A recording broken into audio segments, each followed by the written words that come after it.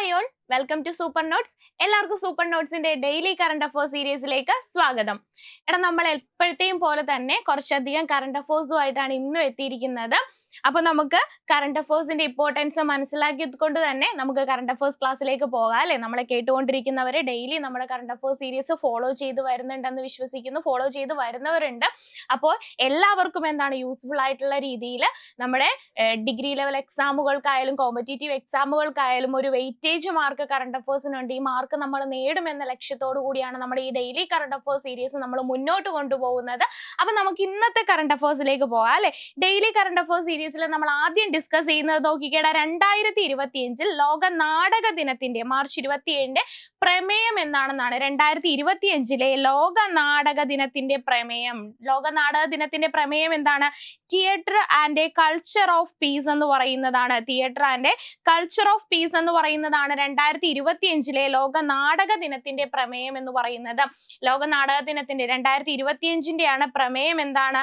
പ്രമേയം എന്ന് പറയുന്നത് theatre and a culture of peace എന്ന് പറയുന്നതാണ് പ്രമേയം എന്ന് പറയുന്നത്. അടുത്ത നോക്കിക്കേ, 2025 മാർച്ചിൽ കേരളത്തിലെ ഏത് ജില്ലയിലാണ് പദമഴ അല്ലെങ്കിൽ ഫോം റെയിൻ എന്ന പ്രതിഭാസം ഉണ്ടായത്? ഏത് ജില്ലയിലാണ് 2025 മാർച്ചില് കേരളത്തിലെ ഏത് ജില്ലയിലാണ് ഫോം റെയിൻ അല്ലെങ്കിൽ പദമഴ എന്ന് പറയുന്ന ഒരു പ്രതിഭാസം ഉണ്ടായതെന്ന് ചോദിച്ചാൽ അത് എവിടെയാണ്? തൃശ്ശൂരിലാണ് ഉണ്ടായിട്ടുള്ളത്.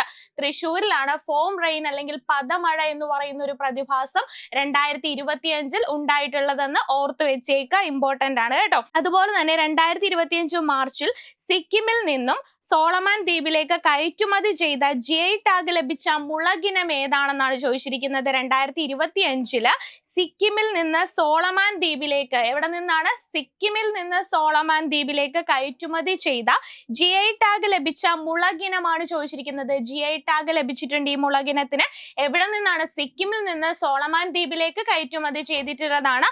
അത് ഡാലെ എന്ന് പറയുന്ന മുളകിനമാണ്. ഡാലെ എന്നാണ് മുളകിനത്തിന്റെ പേരെന്ന് പറയുന്നത്. ഏത് മുളകിനമാണെന്ന് ചോദിച്ചാൽ ഡാലയാണ് കേട്ടോ. ഡാലയാണ് സിക്കിമിൽ നിന്ന് സോളമൻ ദ്വീപിലേക്ക് കയറ്റുമതി ചെയ്തതാണ്. GI ടാഗ് ലഭിച്ച മുളകിനമാണ് ഡാലെ മുളകിനം എന്ന് പറയുന്നത്. അടുത്ത നോക്കിക്കേ, രോഗങ്ങൾ മുൻകൂട്ടി അറിയുന്നതിന് വേണ്ടിയിട്ട് സംസ്ഥാന ആരോഗ്യ വകുപ്പ് ആരംഭിച്ച ഡിജിറ്റൽ സംവിധാനം. രോഗങ്ങൾ മുൻകൂട്ടി അറിയുന്നതിന്, നമുക്ക് എന്തെങ്കിലുമൊക്കെ രോഗം ഉണ്ടെങ്കിൽ ആ രോഗങ്ങൾ മുൻകൂട്ടി അറിയുന്നതിന് വേണ്ടിയിട്ട് സംസ്ഥാന ആരോഗ്യ വകുപ്പ് ആരംഭിച്ച ഡിജിറ്റൽ സംവിധാനമാണ് എപ്പിഫോം എന്ന് പറയുന്നത്. എന്താണ് പേര്? എപ്പിഫോം എന്ന് പറയുന്നത്. രോഗങ്ങൾ മുൻകൂട്ടി അറിയുന്നതിന് വേണ്ടിയിട്ട് എന്താണ് എപ്പിഫോമിന്റെ ലക്ഷ്യം എന്ന് പറയുന്നത്? രോഗങ്ങൾ മുൻകൂട്ടി അറിയുന്നതിന് വേണ്ടിയിട്ട് സംസ്ഥാന ആരോഗ്യ വകുപ്പ് ആരംഭിച്ചിട്ടുള്ള ഡിജിറ്റൽ സംവിധാനമാണ് എന്തെന്ന് പറയുന്നത്? എപ്പിഫോം എന്ന് പറയുന്നതെന്ന് ഓർത്തു വെക്കുക. അപ്പോൾ ഡാലെ എന്ന് പറയുന്ന മുളകിനം GI ടാഗ് ലഭിച്ചിട്ടുള്ളതാണ്. സിക്കിമിൽ നിന്ന് സോളമൻ ദ്വീപിലേക്ക് കയറ്റുമതി ചെയ്ത GI ടാഗ് ലഭിച്ച മുളകിനത്തിന്റെ ഏതാന്ന് ചോദിച്ചാൽ ഡാലെ മുളകിനമാണ്. അതുപോലെ തന്നെ രണ്ടാമത് നമ്മൾ പറഞ്ഞത് എന്താണ്? രോഗങ്ങൾ മുൻകൂട്ടി അറിയുന്നതിന് വേണ്ടി സംസ്ഥാന ആരോഗ്യ വകുപ്പ് ആരംഭിച്ച ഡിജിറ്റൽ സംവിധാനം ഏതാണ്? എപ്പിഫോം എന്ന് പറയുന്നതാണ് ഡിജിറ്റൽ സംവിധാനം എന്ന് പറയുന്നത്. ഓക്കെ അല്ലേടാ? ക്ലിയർ അല്ലേ? അടുത്തത് നോക്കാം നമുക്ക്. കേരളത്തിലെ കാഴ്ച പരിമിതർക്കായി ആരംഭിച്ച ബ്രെയിലി സാക്ഷരതാ പദ്ധതിയുടെ പേരെന്താണ്? ബ്രെയിലി സാക്ഷരതാ പദ്ധതി ആർക്ക് വേണ്ടിയിട്ടാണ്?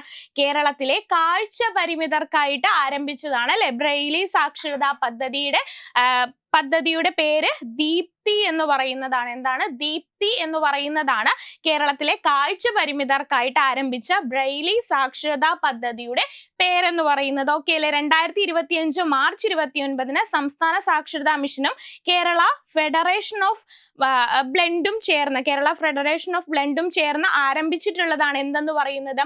ദീപ്തി എന്ന് പറയുന്ന ആ ഒരു പദ്ധതി ആരംഭിച്ചിട്ടുള്ളത്. അപ്പൊ കേരളത്തിലെ കാഴ്ച പരിമിതർക്കായിട്ട് ആരംഭിച്ച ബ്രെയിലി സാക്ഷരതാ പദ്ധതിയാണ് എന്തെന്ന് പറയുന്നത്? ദീപ്തി എന്ന് പറയുന്നത്. അല്ലെങ്കിൽ ദീപം ഭയങ്കരമായിട്ട് പ്രകാശിക്കത്തില്ലേടാ, അപ്പൊ കാഴ്ച അത് കണ്ണിന് ഭയങ്കര കുളിർമേകുന്നതാണ്. അങ്ങനെ എന്തെങ്കിലും ആയിട്ടൊന്ന് കണക്ട് ചെയ്ത് ദീപ്തി ഓർത്തു വെക്കുക. കാഴ്ച പരിമിതർക്ക് വേണ്ടിയുള്ളതാണ് ദീപ്തി. എങ്ങനെ നമുക്ക് ഓർത്തു വെക്കാം? ദീപം ഓർത്തു വെക്കാം അല്ലെ. ദീപം കണ്ണിന് ഭയങ്കര കുളിർമ നൽകുന്നതാണെന്നോ അല്ലെങ്കിൽ ദീപം കാണുന്നതോ എന്തെങ്കിലും ആയിട്ടൊന്ന് കണക്ട് ചെയ്ത് വെച്ചോളുക. ദീപ്തിയാണ് പദ്ധതിയുടെ പേരെന്ന് പറയുന്നത്. ഓക്കെ അല്ലേ? അടുത്ത നോക്കാം നമുക്ക്. 2025 29ാമത് താഷ്കന്റ് ഓപ്പൺ ചെസ് കിരീടം നേടിയ മലയാളി ഗ്രാൻഡ് മാസ്റ്റർ ആരാണ്? 2025 മാർച്ച് 29 താഷ്കെന്റ് ഓപ്പൺ ചെസ് കിരീടം നേടിയ മലയാളി ഗ്രാൻഡ് മാസ്റ്റർ ആരാണെന്നാണ് ചോദിച്ചിരിക്കുന്നത്. എന്നാണ് 2025 മാർച്ച് 29 താഷ്കെന്റ് ഓപ്പൺ ചെസ് കിരീടം നേടിയ മലയാള ഗ്രാൻഡ് മാസ്റ്റർ ആരാണ്? നിഹാൽ സരിൻ ആണ്. നിഹാൽ സരിൻ ആണ് നമ്മുടെ താഷ്കെന്റ് ഓപ്പൺ ചെസ് കിരീടം നേടിയ മലയാളി ഗ്രാൻഡ് മാസ്റ്റർ എന്ന് പറയുന്നത് നിഹാൽ സരിൻ ആണെന്ന് ഓർത്തു വെക്കുക. നിഹാൽ സരിൻ ആണ്. 2025 മാർച്ച് 29 താഷ്കെന്റ് ഓപ്പൺ ചെസ് കിരീടം നേടിയ ഗ്രാൻഡ് മാസ്റ്റർ ആണ്. മലയാളി ആയിട്ടുള്ള ഗ്രാൻഡ് മാസ്റ്റർ ആണ് ആരെന്ന് പറയുന്നത്? നിഹാൽ സരിൻ എന്ന് പറയുന്നത് ഓർത്തു വെച്ചേക്കുക, മറന്നു പോകരുത് കേട്ടോ. അടുത്തത് നോക്കാം നമുക്ക്. 2025 അഭിപ്രായ സ്വാതന്ത്ര്യ സൂചികയിൽ ഒന്നാമതെത്തിയ രാജ്യം. അഭിപ്രായ സ്വാതന്ത്ര്യം അല്ലെ, നമുക്ക് എല്ലാവർക്കും ഉണ്ടല്ലേ അഭിപ്രായ സ്വാതന്ത്ര്യം. വിമർശിക്കാനുള്ള സ്വാതന്ത്ര്യമുണ്ട്, നമ്മുടെ അഭിപ്രായങ്ങൾ പറയാനുള്ള സ്വാതന്ത്ര്യമുണ്ട്. അപ്പൊ ഈ 2025 അഭിപ്രായ സ്വാതന്ത്ര്യ സൂചികയിൽ ഒന്നാമതെത്തിയ രാജ്യം എന്താണ്? നോർവേ ആണ് അല്ലെ. നോർവേ ആണ് ഒന്നാമതെത്തിയിട്ടുള്ളതെന്ന് ഓർത്തു വയ്ക്കുക. അഭിപ്രായങ്ങൾ അത്യാവശ്യം കൂടുതലുള്ള രാജ്യമാണ് നോർവേ എന്ന് പറയുന്നത്. അഭിപ്രായ സ്വാതന്ത്ര്യത്തിന് വലിയൊരു മുൻതൂക്കം കൊടുക്കുന്ന അല്ലെങ്കിൽ വലിയൊരു പ്രാധാന്യം കൊടുക്കുന്ന രാജ്യമാണ് നോർവേ എന്ന് പറയുന്നത്. അപ്പൊ 2025 അഭിപ്രായ സ്വാതന്ത്ര്യ സൂചികയിൽ ഒന്നാമതെത്തിയ രാജ്യം എന്ന് ചോദിച്ചാൽ ഏത് പറയണം? നോർവേ പറയണം. നമുക്ക് എങ്ങനെ കണക്ട് ചെയ്യാൻ പറ്റും? നോർവേക്കാര് നോ പറയേണ്ടടുത്ത് നോ പറയും. അങ്ങനെ ഒന്ന് ഓർത്ത് വെക്കാൻ മേലെ നമുക്ക്. അഭിപ്രായ സ്വാതന്ത്ര്യം ഉണ്ടല്ലേ, അവര് നോ പറയുന്നിടത്ത് നോ തന്നെ പറയും. അങ്ങനെ ഓർത്ത് വെക്കാൻ നമുക്ക്. നോർവേ ആണ് 2025 അഭിപ്രായ സ്വാതന്ത്ര്യ സൂചികയിൽ ഒന്നാമതെത്തിയ രാജ്യം എന്ന് പറയുന്നത്. ഏത് രാജ്യമാണ്? നോർവേ ആണ്. അടുത്ത നോക്കിക്കേ. 2025 മാർച്ചിലെ കണക്കുകൾ പ്രകാരം സൗരയൂഥത്തിൽ ഏറ്റവും കൂടുതൽ ഉപഗ്രഹങ്ങളുള്ള ഗ്രഹം ഏതാണ്? 2025 കണക്കുകൾ പ്രകാരം സൗരയൂഥത്തിൽ ഏറ്റവും കൂടുതൽ ഉപഗ്രഹങ്ങളുള്ള ഗ്രഹം ഏതാണ്? ശനിയാണ് കേട്ടോ. ഏറ്റവും കൂടുതൽ 2025 കണക്ക് പ്രകാരം ഉപഗ്രഹങ്ങൾ ഏറ്റവും കൂടുതലുള്ള ഗ്രഹം എന്ന് പറയുന്നത് ഏതാണ്? അത് ശനിയാണ്. ആകെ എത്രയാണ്? 274 ഉപഗ്രഹങ്ങളാണുള്ളത്. ആകെ ശനിയുടെ ഉപഗ്രഹങ്ങൾ ഏതാണ്? 274 ഉപഗ്രഹങ്ങളാണുള്ളത്. 2025 മാർച്ചിലെ കണക്ക് പ്രകാരം സൗരയൂഥത്തിൽ ഏറ്റവും കൂടുതൽ ഉപഗ്രഹങ്ങൾ ഉള്ളത് ശനിക്കാണ്. 275 ഉപഗ്രഹങ്ങളാണ് ഉള്ളതെന്ന് ഓർത്തു വെച്ചേക്കുക. ഓക്കെ അല്ലേ? ഓക്കെ, നമുക്ക് അടുത്തത് നോക്കാം. 2025 ഖേലോ ഇന്ത്യൻ പാരാ ഗെയിംസിന്റെ ഭാഗ്യ ചിഹ്നം ഏതാണ്? 2025 ഖേലോ ഇന്ത്യൻ പാരാ ഗെയിംസ്. നമ്മൾ ഖേലോ ഇന്ത്യൻ പാരാ ഗെയിംസിനെ കുറിച്ച് കഴിഞ്ഞ ക്ലാസ്സുകളിലൊക്കെ ഡിസ്കസ് ചെയ്തിട്ടുള്ളതാണ് അല്ലെ. അപ്പൊ 2025 ഖേലോ ഇന്ത്യൻ പാരാ ഗെയിംസിന്റെ ഭാഗ്യ ചിഹ്നം ഉജ്വല എന്ന് പറയുന്ന കുരുവിയാണ് കേട്ടോ. ഉജ്വല എന്ന് പറയുന്ന കുരുവിയാണ് 2025 നമ്മുടെ ഖേലോ ഇന്ത്യൻ പാരാ ഗെയിംസിന്റെ ഭാഗ്യ ചിഹ്നം എന്ന് പറയുന്നത്. എന്ത് പേരുള്ള കുരുവിയാണ്? ഉജ്വല എന്ന പേരുള്ള കുരുവിയാണെന്ന് ഓർത്ത് വെച്ചേക്ക് കേട്ടോ. ഉജ്വല, മറന്നു പോകരുത്. 2025 ഖേലോ ഇന്ത്യൻ പാരാ ഗെയിംസിന്റെ ഭാഗ്യ ചിഹ്നം. അടുത്ത നോക്കിക്കേ. സംസ്ഥാന പിന്നോക്ക വിഭാഗ കമ്മീഷൻ ചെയർമാനായി നിയമിതനായത് ആരാണ്? സംസ്ഥാന പിന്നോക്ക കമ്മീഷൻ ചെയർമാനായി നിയമിതനായത് ജസ്റ്റിസ് ജി ശശിധരൻ ആണെന്ന് ഓർത്തു വെച്ചേക്കുക. ജസ്റ്റിസ് ജി ശശിധരൻ ആണ് സംസ്ഥാന പിന്നോക്ക വിഭാഗ കമ്മീഷൻ ചെയർമാനായി നിയമിതനായിട്ടുള്ളത്. അപ്പൊ 2025 ഖേലോ ഇന്ത്യൻ പാരാ ഗെയിംസിന്റെ ഭാഗ്യ ചിഹ്നം ഉജ്വല എന്ന് പറയുന്ന കുരുവിയാണ്. അടുത്ത നോക്കിക്കേ. സംസ്ഥാന പിന്നോക്ക വിഭാഗ കമ്മീഷൻ ചെയർമാനായി നിയമിതനായത് ജസ്റ്റിസ് ജി ശശിധരൻ ആണെന്നുള്ള കാര്യം ഓർത്തു വെച്ചേക്കുക. അപ്പൊ നമ്മള് ഇന്നും കുറച്ചധികം കറണ്ട് അഫേഴ്സുകൾ നമ്മൾ ഡിസ്കസ് ചെയ്തു.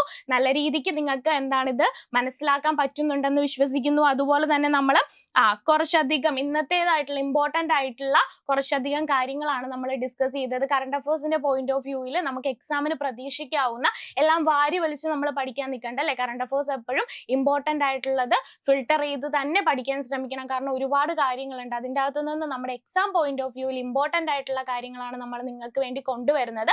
അത്രയും ഫിൽട്ടർ ചെയ്തുകൊണ്ട് നിങ്ങൾക്ക് കുറച്ചുകൂടി എളുപ്പമാക്കാൻ വേണ്ടി, മുഴുവൻ വായിച്ച് സമയം പാഴാക്കാതെ കുറച്ചുകൂടി എളുപ്പമായിട്ട് കറണ്ട് അഫേഴ്സ് നിങ്ങൾക്ക് മനസ്സിലാവാനും എക്സാമിൽ മാർക്ക് മേടിച്ചു തരാനും വേണ്ടിയിട്ടുള്ള ഒരു സീരീസ് ആണിത്.